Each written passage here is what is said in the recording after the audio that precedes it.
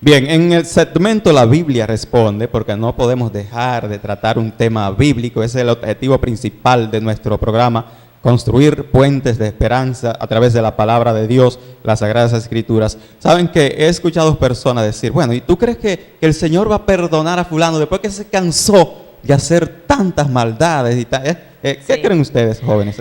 Bueno, el título mismo de la Biblia Responde es fantástico, es maravilloso. El amor de Dios es más grande que nuestro pecado. Entonces yo afirmo en base a ese título que Dios puede perdonar a las personas, no importa lo bajo que haya caído, no importa el lodo cenagoso, como dice su palabra, en el que tú hayas estado, no importa esa fosa mortal, Dios puede rescatarte de ahí. Correcto, así que no hay pecado tan grande que el Señor no pueda perdonar, pero tampoco existe pecado tan pequeño que no tengamos la necesidad de arrepentimiento. Sí. Y hablando de pecado y las cosas que desagradan a Dios, pues vamos a ver algunos textos bíblicos en esta ocasión para, ¿verdad?, analizar este tema a través de la Biblia. En el libro de Gálatas, en el capítulo 5, versos 19 hasta el 21, aparecen allí algunos pecados que practicamos nosotros como seres humanos y que desagradan a Dios. Vamos a pedirle al señor director, por favor, nos muestre esos textos bíblicos. Gálatas, en el capítulo 5, verso 19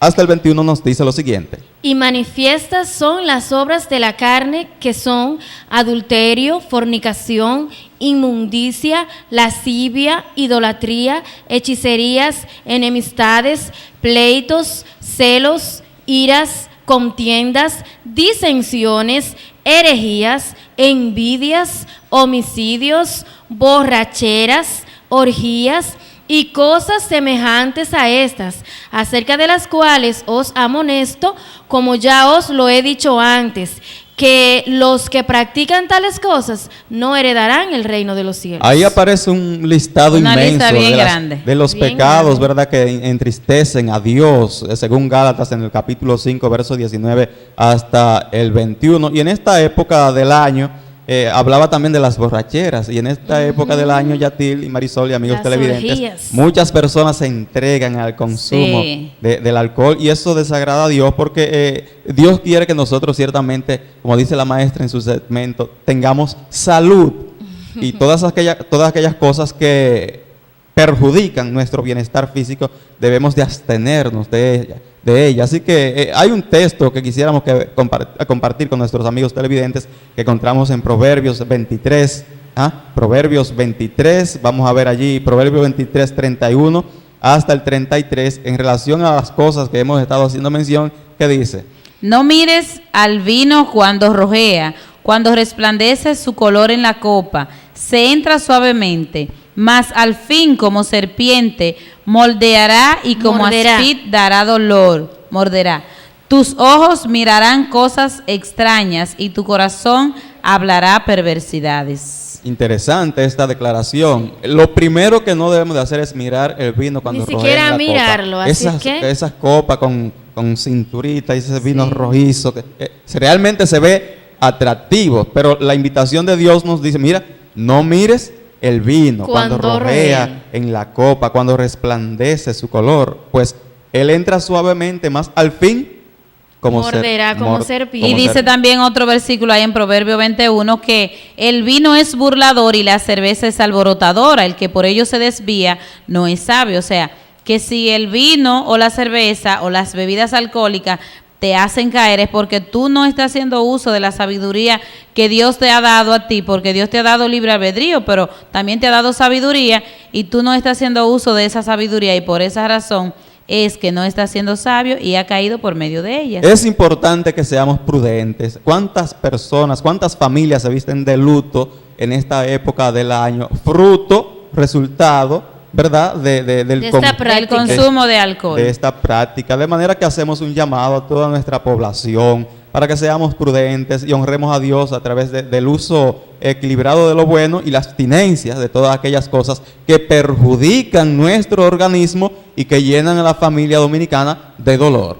Hablando de cosas perjudiciales, Hay razones bíblicas, Jesús Tejada, para nosotros afirmar que también el cigarrillo es perjudicial y que no debemos consumirlo, no debemos hacer esta práctica. Bien, hemos dicho que todas aquellas cosas que perjudican nuestro bienestar físico, en primer lugar, eso en términos eclesiásticos, en la iglesia adventista se le llama el Departamento de Salud Temperancia, que tiene que ver con el uso, la temperancia, el uso equilibrado de las cosas buenas y la abstinencia total de las cosas que son perjudiciales. Vamos a ver en pantalla ahora 1 Corintios 3, 16 y 17, que dice: ¿no sabéis que sois templo de Dios y que el Espíritu de Dios mora en vosotros?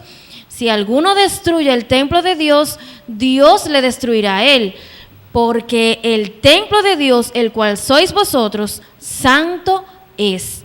Entonces nosotros afirmamos que esta práctica es perjudicial, ya que nosotros somos templo de Dios y un templo es algo sagrado, algo santo. Además, nuestro cuerpo no fue diseñado para fumar. Si hubiese sido así, dicen los científicos, que la nariz estuviera arriba, así como la chimenea que botan el humo por arriba, sino que las fosas nasales están hacia abajo. Así es que nuestro cuerpo no fue creado para esto. Vamos a abstenernos de practicar esto. Y no solo del cigarrillo, todas aquellas drogas, de todas las cosas inconvenientes que perjudican nuestra salud. Y también nos dice la palabra de Dios que como el cuerpo es templo del Espíritu Santo, el que destruya el templo de Dios, Dios lo va a destruir a él. O sea que si usted le está echando cosas a su cuerpo y está consumiendo cosas que a Dios no le agradan y usted está destruyendo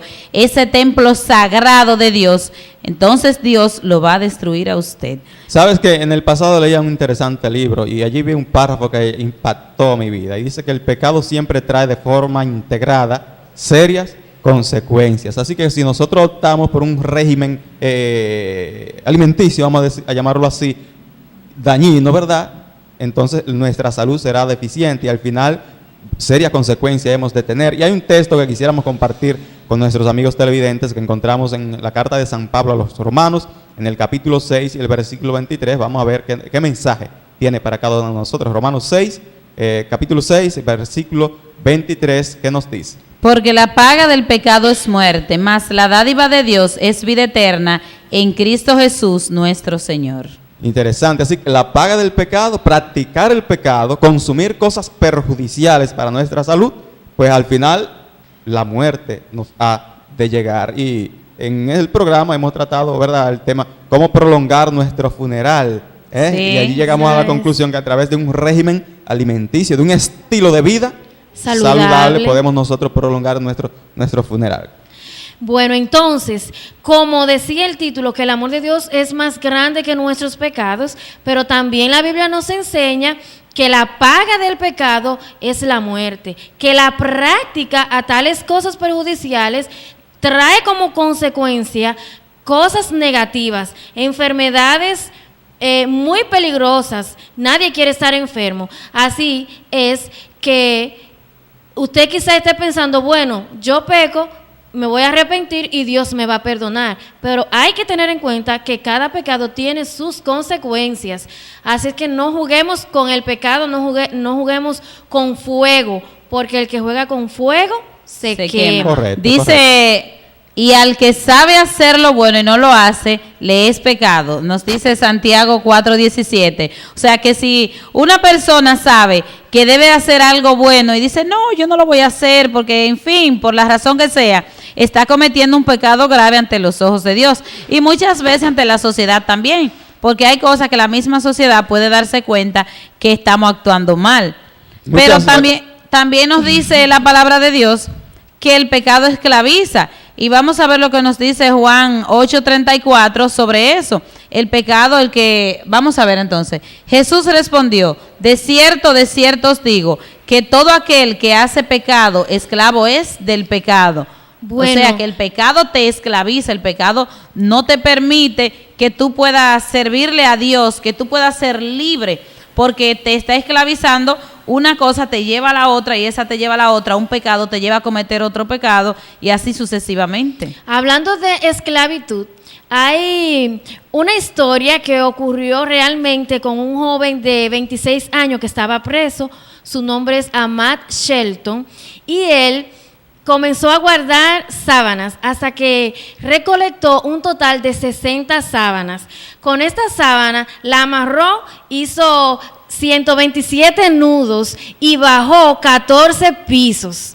Una hora después de haber escapado de la cárcel, llamó a un periódico y dijo lo siguiente: gracias por las sábanas, estas me permitieron escaparme, se las dejé a la policía. ¿Realmente ese joven dejó de ser un esclavo? ¿Escaparse de una cárcel es suficiente para ser libre? Entonces, ¿qué dirían ustedes acerca de esto? En realidad, a veces estamos libres en la calle, pero somos esclavos del pecado. El joven seguía la palabra de Dios.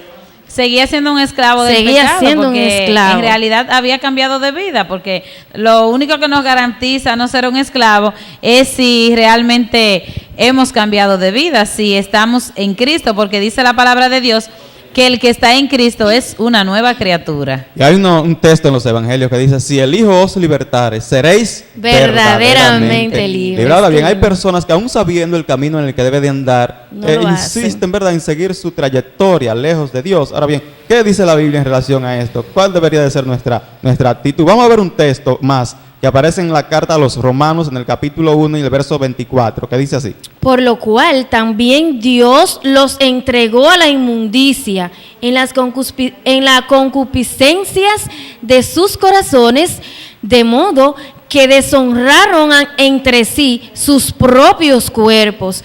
O sea que cuando nosotros pecamos, no solamente lo hacemos contra Dios, sino también que pecamos hacia nuestro propio cuerpo, y a veces también agredimos a algún prójimo, ya sea al esposo, la esposa, la mamá, un hijo.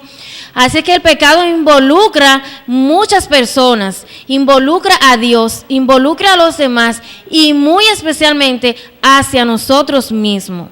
Pero también nosotros, en base a lo que nos dice la palabra de Dios, o sea, podemos ver si en realidad nosotros podemos resolver el pecado que nosotros mismos cometemos. O sea, ¿puedo yo resolver ese pecado que he cometido contra Dios o contra mi prójimo o contra mí mismo? Jeremías 2:22 nos dice lo siguiente. Vamos a ver, nuestro señor director nos muestra lo que nos dice ahí en Jeremías 22:22. A ver: aunque te laves con lejías y amontones jabón sobre ti, la mancha de tu pecado permanecerá aún delante de mí, dijo Jehová el Señor. O sea que no importa lo que yo haga, yo no puedo por mí misma resolver el problema del pecado. Solamente Cristo, como dice una canción, solamente en Cristo, solamente en Él. La salvación se encuentra en Él, porque no hay otro nombre dado a los hombres en el cual podamos ser salvos. Así que confiésale tus pecados al Hijo de Dios que murió por ti. Es importante recordar, ¿verdad?, que hemos estado abordando este interesante tema. ¿Cuál ha sido el título? El amor de Dios es más grande que nuestro pecado. El amor de Dios es más grande que nuestros pecados. ¿Sabes que hay un texto más de San Juan en el capítulo 1 que queremos compartir con nuestros amigos televidentes? San Juan 1:29, que dice lo siguiente: el siguiente día vio Juan a Jesús que venía a él y dijo: he aquí el Cordero de Dios que quita el pecado del mundo. Muchas personas quizás se han estado esforzando, ¿verdad?, por dejar quizás algún mal hábito, por cambiar de dirección en su vida, pero este texto nos muestra que solamente a través de nuestro Señor Jesucristo podemos librarnos de todos esos hábitos pecaminosos. Y como dice el texto, que cuando vieron a Jesús que venía de camino, dijeron: he aquí el Cordero de Dios que quita el pecado del mundo. Que quita el pecado del mundo. Así que no hay razón, amigo televidente, para seguir cargando esa pesada carga del pecado, cuando nuestro Señor Jesucristo nos está ofreciendo la oportunidad de hacernos descansar. Venid a mí, todos, dice, los que estáis trabajados y cargados, y yo os haré descansar. Y otro texto más que aparece allí en Gálatas, en el capítulo 5, el versículo 1, que nos dice: estad pues firmes, vamos a leerlo juntas. Estad pues firmes en la libertad con que Cristo nos hizo libres. Y no estéis otra vez sujetos al yugo de esclavitud. Bueno, Así ustedes es están que- ahí recitando. Eso me hace recordar los grupos de poesía de nuestra poesía. iglesia. Ajá. Así que qué bueno que podamos hacer nuestro el mensaje de Dios en esta oportunidad. Recuerda, amigos televidentes, que el amor de Dios es más grande que tu pecado, que mi pecado. Y Él está dispuesto a lavarnos, Él está dispuesto a darnos la oportunidad de vivir una vida nueva.